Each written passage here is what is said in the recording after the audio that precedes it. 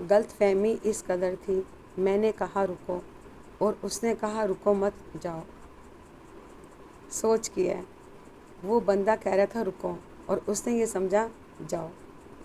हमारी सोच क्या कहती है, हम सोचते क्या हैं कि नहीं, और हम रुसवा होकर उठकर हम चले जाते हैं।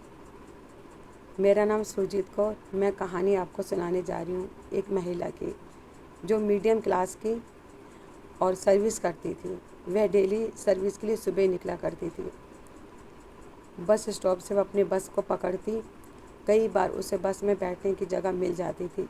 उम्र उसकी काफ़ी थी। घर की मजबूरियाँ, घर की दिक्कतें, घर की परेशानियों को लेकर वह सर्विस किया करती थी। चलना भी उसका बहुत मुश्किल हो जाता था, मगर घर की परेशानियों को लेकर, घर की दिक्कत को लेकर वह जॉब पर जाया करती थी। एक बार वह उसके पैर में काफ़ी दर्द हो रहा होता है। वह बस के अंदर खड़ी होती है, दूसरी महिला बैठी होती है। वो मज़दूरन होती है, कहीं लेबर पर काम करती थी। तो वह उस औरत को देखती है कि इसके पैर में काफ़ी दर्द है, बहुत तकलीफ़ है। तो वह उसे बैठने के लिए कहती है, आंटी आप बैठ जाइएगा, मैं खड़ी सही हूँ। तो कहती है नहीं बेटा, मैं सही हूँ, तो बैठी रहो। तो कहती है नहीं आंटी, मुझे लग रहा है कि आपके पैर में दर्द है। तो वो उसे बिठा देती है और खुद खड़ी हो जाती है। फिर जिस जगह उसने जाना होता है वो वहाँ से उतरकर आगे से उससे मेट्रो को पकड़ना होता है। मेट्रो को पकड़ने के लिए वो अपनी मेट्रो में आ जाती है। देखती है वही महिला जो उसके संग बस स्टैंड पे थी, बस में थी, वही महिला मेट्रो में भी उसके साथ ही अचानक ही होती है। चांस के टाइम जैसे चांस ही होता है, दोनों के एक साथ ही होते हैं।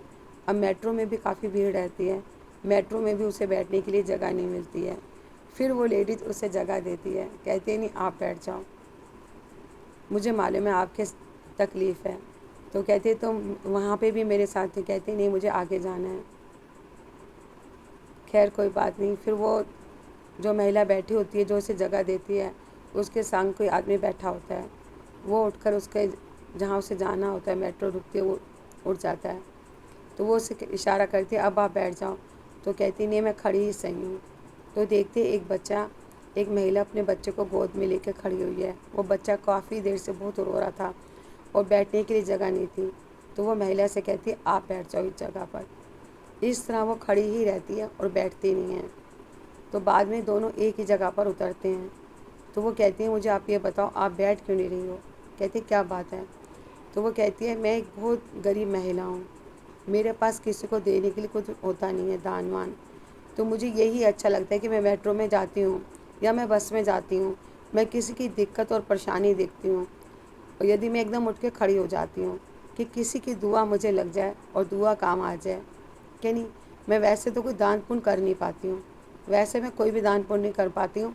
मुझे दुआएं चाहिए, मुझे लोगों का आशीर्वाद चाहिए, मुझे लोगों का प्यार चाहिए, और हम गरीब को क्या चाहिए। तो इसी तरह से हमारी सोच भी होनी चाहिए।